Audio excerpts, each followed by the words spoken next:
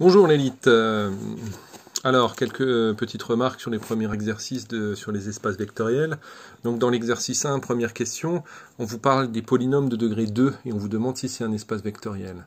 Alors, avant de vous lancer dans la liste des 8 propriétés à vérifier si c'est un espace vectoriel, il faut d'abord se demander premièrement si l'addition de deux polynômes de degré 2 donne un polynôme de degré 2, et s'il existe bien une opération externe avec des scalaires. Bon, alors ici c'est déjà cuit assez rapidement, parce que si vous prenez par exemple le polynôme, je sais pas moi, le premier polynôme P1 de x égale x au carré, et si vous prenez P2 de x égale moins x au carré plus 2x plus 3, et bien si vous faites P1 plus P2,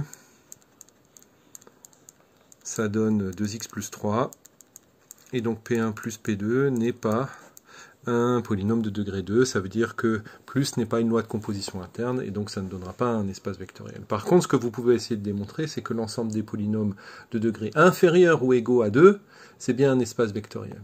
Donc là, vous aurez bien une loi de composition interne. Quand vous additionnez deux polynômes de degré inférieur ou égal à 2, eh bien ça donne un polynôme de degré inférieur ou égal à 2. Ensuite, vous pouvez multiplier, donc si vous appelez P de x à x au carré plus bx plus c, avec a, b et c appartenant à R3.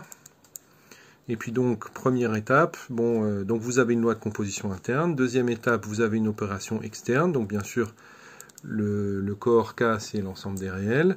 Et donc, lambda P, c'est égal au polynôme, lambda P de x, pardon, est égal à lambda ax au carré plus bx plus c, qui est égal à lambda a x au carré plus lambda b x plus lambda c, et ça c'est bien un polynôme de degré 2.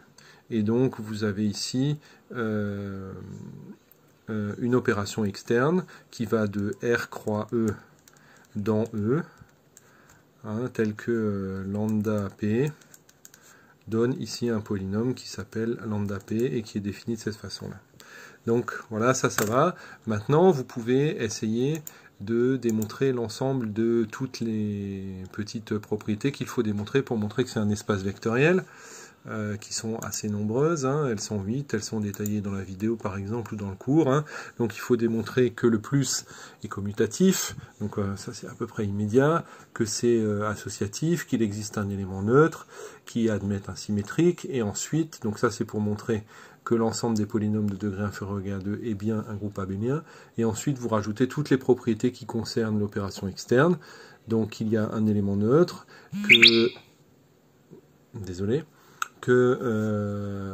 et après toutes les opérations toutes les propriétés sur l'opération externe.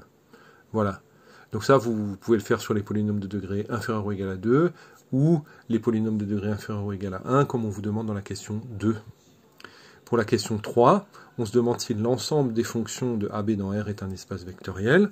Bon, ben déjà, si vous prenez deux fonctions f et g, eh bien f plus g est bien une fonction qui est définie par f plus g de x, c'est égal à f de x plus g de x.